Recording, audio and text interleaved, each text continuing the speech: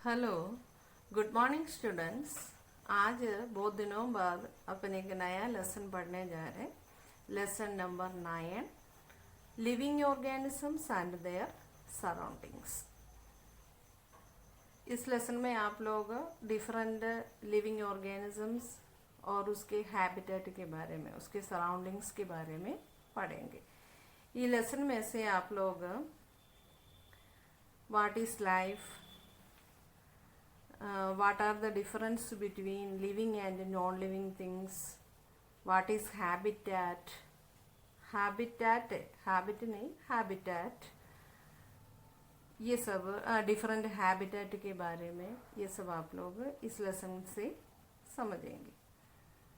आप लोग सब मिलके, आपके फ्रेंड्स सब मिलके एक ग्रुप डिस्कशन करेगा तो किसके बारे में, कोरोना की नहीं, आपकी होम टाउन के, सिटी की, विलेजेस के बारे में आप लोग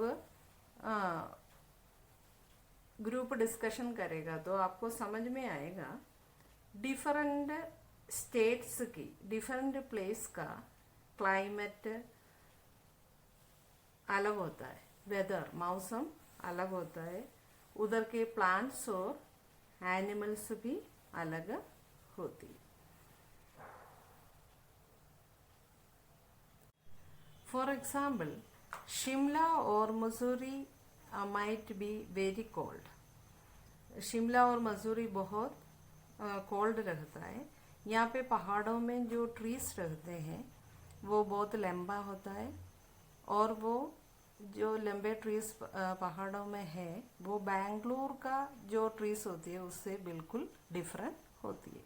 मतलब बेंगलुरु में जो ट्रीज रहता है ऐसा नहीं होगा शिमला की। Similarly in A desert region like Jaipur or Jodhpur, the climate is extremely hot. Plantations are almost different and the animals found there are also different from those found in Delhi. इसी प्रकार जयपुर जोधपुर अपन को मालूम है dessert area है, इधर के climate भी बहुत एक्सट्रीमली हॉट रहता है। यहाँ पे जो पेड़ पौधे प्लांटेशंस है और एनिमल्स है वो बिल्कुल ही डिफरेंट है किससे, जो पेड़ पौधे और एनिमल्स दिल्ली में है उससे। So some places are cold, others being hot and humid, and some other places are very dry and humid. आपको अब ये समझ में आ गया होगा ये एग्जाम्पल से, जैसे शिमला है, दिल्ली है, जोधपुर, जयपुर बोला, ये प्लेसेस से आपको ये समझ में आ गया होगा इन प्लेसेस में डिफरेंट क्लाइमेटिक कंडीशंस रहते हैं। तो उधर के क्लाइमेटिक कंडीशन के हिसाब से उधर का प्लांट्स और एनिमल्स होती है। जैसे इनमें से कुछ जगह बहुत कोल्ड रहता है, कुछ हॉट और ह्यूमिड रहता है। ह्यूमिड मतलब उमस रहता है। कुछ तो वेरी ड्राई जगह होता है और ह्यूमिड एरिया भी रहते हैं। Living organisms are of various kinds, इसलिए उधर का लिविंग ऑर्गेनिज्म मतलब प्लांट्स और एनिमल्स अलग अलग रहते हैं। किसके हिसाब से, उधर के क्लाइमेट के हिसाब से। Can you think of a place where there may not be any living being? आपको ऐसा एक प्लेस का नाम बोल सकता है क्या जहाँ पे बिल्कुल क्या है, लिविंग बीइंग नहीं हो?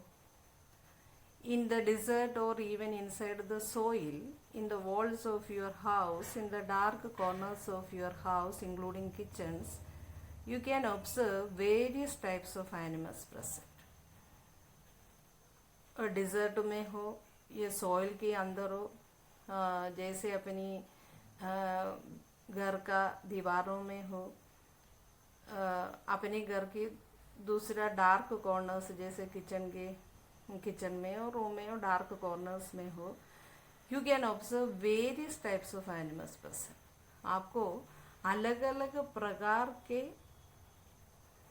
एनिमल्स, अलग अलग टाइप एनिमल्स, जैसे किचन की दीवारों में आपको मालूम है ना, अपने घर की दीवारों में आपको मालूम है छिपकली हैं, और रूम की या किचन के कॉर्नर्स में अलग अलग प्रकार के इंसेक्ट, कॉकरोच, है ना, ये सब रहते.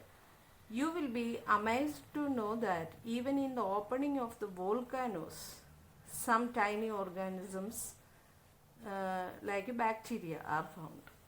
वोल्कानोस में भी, वोल्कानो आप जानते हैं ना क्या है, ज्वालामुखी है ना, हाँ, ओपनिंग ऑफ द वोल्कानोस, वोल्कानो की ओपनिंग में भी बैक्टीरिया, कुछ और बैक्टीरिया टाइनी ऑर्गेनिज्म है, लिविंग है, वो रहता है. मतलब ऐसा एक जगह अपन बोल नहीं सकता लिविंग बीइंग नहीं हो. ठीक है, बाकी ये लेसन और उसके बारे में जो है हैबिटेट, पहले मैंने आपको समझाया हैबिटेट क्या क्या है, different habitat, non living, living, ये सब के बारे में, अडेप्टेशन, ये सब के बारे में अपन नेक्स्ट वीडियोस में पढ़ेंगे. ओके.